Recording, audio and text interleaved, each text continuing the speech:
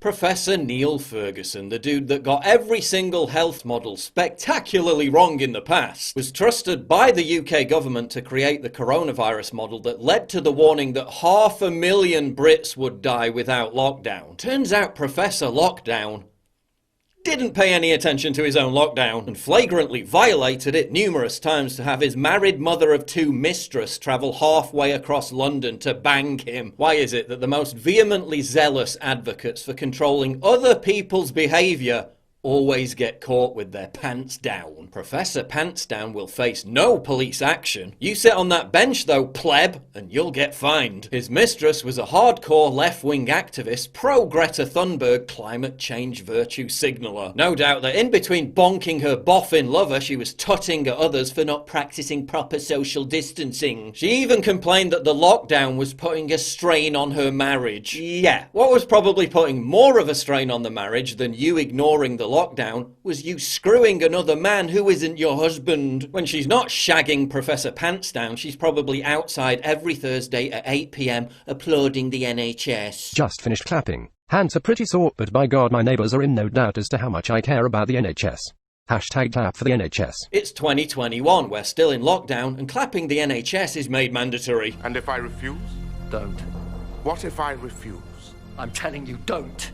What happens if I refuse? Then you are not compatible. What happens then?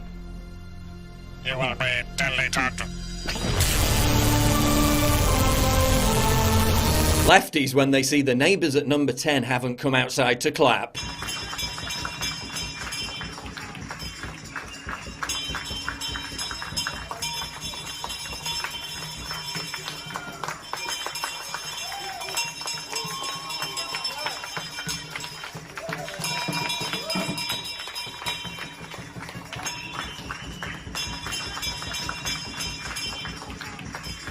Hashtag keep the lockdown was trending #1 on UK Twitter yesterday. Why not hashtag keep the lockdown until 2030? Another 10 years should do it. I mean, there'll be nothing left of the economy. The outside world will resemble a Mad Max hellscape. We'll all end up having to survive on squirrels. Half the population will starve. But hey, at least there'll be fewer COVID deaths. The government after 10 more years of lockdown. Did it, Patrick! We saved the city! Just think what might have happened if we didn't tell everyone about the monster! If some of these lockdown advocates had their way, it would go on forever. We get it. You're lazy middle-class virtue-signalling sponges. I know a guy. He's an immigrant. He works as a barman. Half his income is in tips. He wants to work. He's going broke. He's struggling to pay his rent. Whereas you lot are happy to collect your government-covered paycheck as you sit on your asses sunbathing. Meanwhile, working-class people who actually want and need to work are losing their livelihoods. Oh, don't worry. Amazon and Tesco will be just fine. Meanwhile, family-run businesses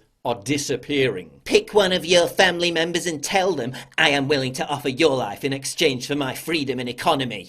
You do know that poverty causes death, right? Professor Peter Nielsen says the economic impact of lockdown will cause more deaths than COVID. Data analysts in South Africa, which used the same lockdown model as the UK, found that poverty caused as a result of the lockdown would cause at least 29 times more deaths than the coronavirus. 1.4 million people are expected to die from untreated TB infections because of the focus on coronavirus. According to Professor Richard Sullivan, because cancer victims can't get screening or treatment, there'll be more excess cancer deaths in the UK than total coronavirus deaths. A new study by the University of East Anglia confirms that stay-at-home orders had little effect on curbing coronavirus outbreaks in Europe. Martin Kulldorff, a professor of medicine at Harvard Medical School, says delaying herd immunity is costing lives. Sweden, which didn't lock down, has the same death rate as the UK and the same R infection rate. They've also largely achieved herd immunity, without having to destroy their own economy and the countless lives that will cost. If the point of lockdown was to save lives, and it ends up costing more lives, what was the point? The overspill hospitals built to deal with coronavirus patients are being closed down because they're mostly empty. Good to see healthcare workers are still keeping busy though. Just have a seat there, pal, while I put this mask on.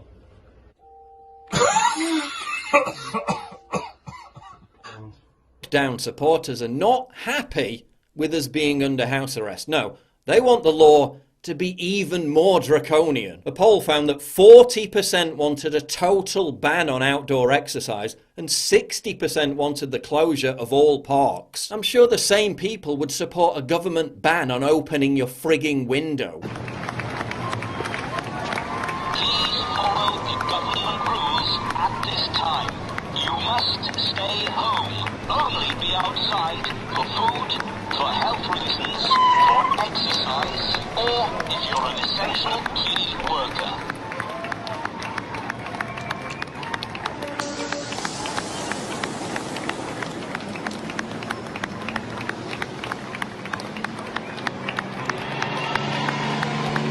Please follow the government rules at this time.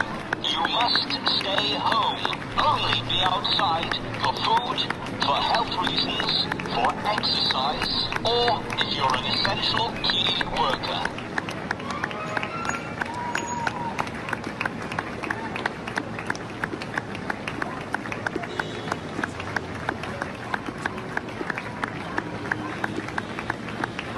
Please follow the government rules at this time. You must stay home. Only be outside for food, for health reasons, for exercise, or if you're an essential key worker.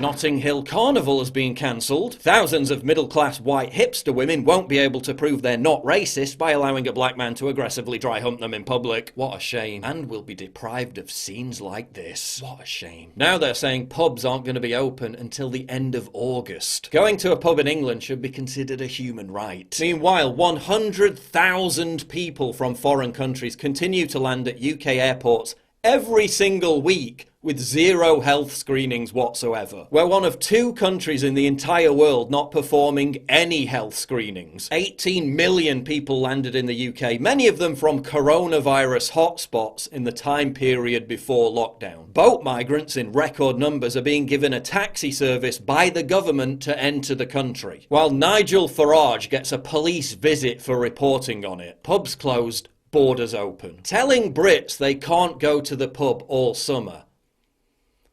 Yeah, good luck with that. But don't worry, because we're going to be allowed to exercise more than once a day. Life after lockdown? Live in a pod, work in a pod, socialise in a pod. Classy outdoor dining in the age of social distancing. Small glass cabins built for 2 or 3 people. Waiters wear gloves and transparent face shields and use a long board to serve dishes to ensure minimal physical contact with customers. The booths certainly look glamorous. Glorified greenhouses, yes, so glamorous. Also, you know in summer that greenhouses get hot? Like really hot. Unless you're planning to bake the customers and put them on the menu, that's probably going to be an issue. Our brave new normal post-COVID world. Permanently imprisoned in some form of pod. Because apparently, after March 2020, humans suddenly stopped having functioning immune systems.